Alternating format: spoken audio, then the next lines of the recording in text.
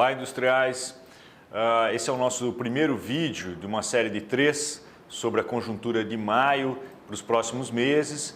E o primeiro elemento que eu queria chamar a atenção, então, nesse vídeo é um conjunto de elementos que ajudam a explicar grandes transformações da conjuntura atual. O primeiro deles é os superestímulos, nas economias dos Estados Unidos, União Europeia e também em outras, que tem gerado uma grande expansão da demanda e uma perspectiva de expansão da demanda no mundo todo.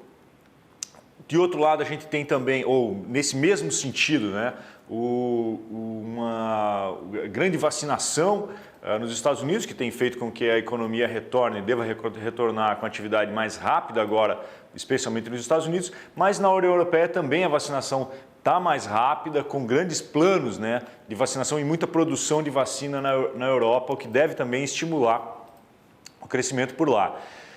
O último elemento é um efeito chicote nas cadeias globais de suprimento, que é basicamente explicado pelo nível de queda dos estoques de produção em diversos elos da cadeia e que agora estão precisando se recompor. Então isso tem um efeito sobre preços ainda, especialmente de commodities. Como medida para dar um norte do tamanho desses estímulos nas economias centrais ou economias desenvolvidas, tem esse gráfico que mostra à esquerda a expansão de base monetária nos Estados Unidos. Notem como ela dobrou na crise de 2008 e ela continuou crescendo até 2015. E depois, agora com a crise, ela dobra novamente. Quer dizer, a gente tem um super estímulo monetário dado pelo Banco Central dos Estados Unidos, o que, é claro, espera-se que gere um retorno da atividade econômica mais rápida a partir dessa vacinação. Então, o gráfico da direita mostra que a gente tem uma perspectiva de crescimento nos Estados Unidos a partir de março, que deve chegar a 6,5% de crescimento até o final do ano. Esse é um super estímulo de consumo na maior economia do mundo, que então deve impactar as nossas possibilidades de produção e crescimento da economia brasileira. De outro lado, a gente tem também um grande estímulo previsto de crescimento na economia da União Europeia. Notem-se ali pelo gráfico da esquerda, as taxas de juros devem permanecer baixas e até negativas na União Europeia. E no gráfico da direita, o mais importante a se notar é que a maior expectativa de crescimento vem exatamente nesse trimestre em que estamos vivendo e para o próximo. Então, a gente tem um grande crescimento da demanda mundial como expectativa para os próximos meses, o que tende a impactar diversos preços, é claro, mas também que tende a impactar as possibilidades de exportação brasileira. Notem agora desse gráfico que mostra um índice de confiança global no consumo. A maior parte das economias do mundo tem operado nos últimos meses com uma perspectiva de consumo bastante alta. Essa é parte desses indicadores que nos informam que a economia deve crescer de fato nos próximos meses.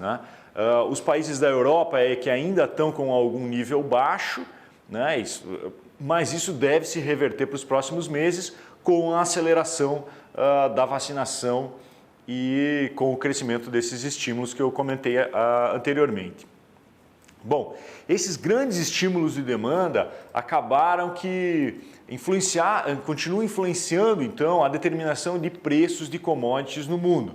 Então havia uma grande expectativa que logo que se passasse a pandemia e que arrefecessem os efeitos da pandemia em especial, quer dizer, que as atividades econômicas voltassem ao normal, a gente fosse ter uma queda do nível de preços de commodities, uma queda mais acelerada do nível de preços de commodities.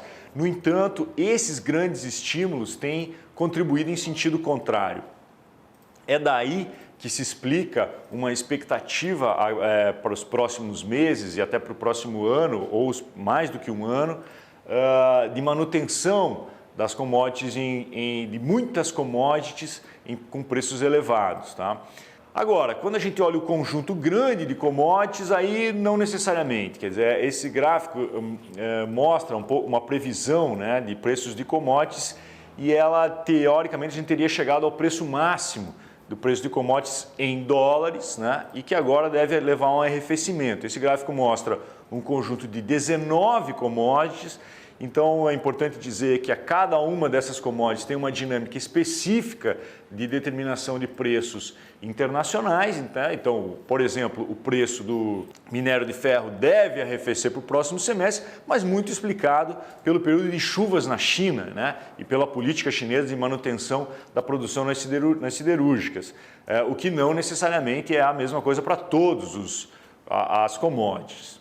Bom, o último gráfico que eu queria falar, então, nesse primeiro vídeo é sobre como têm sido repassados os preços dos aumentos de custos gerados pela pandemia para os preços finais dos produtos, né?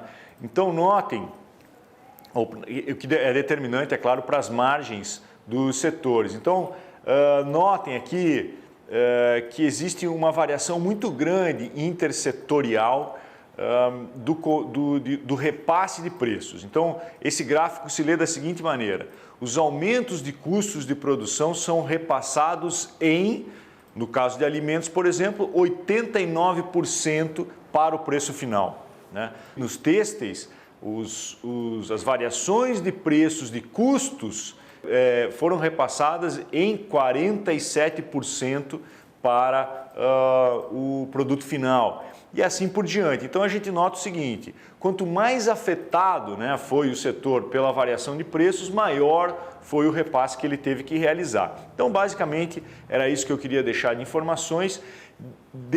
Como mensagem final, dizer que as perspectivas são positivas, porque não existe uma grande expectativa de manutenção de preços altos de commodities, mas existe uma perspectiva bastante positiva de crescimento da economia internacional. Isso deve ser complementado por o que eu vou dizer no segundo vídeo.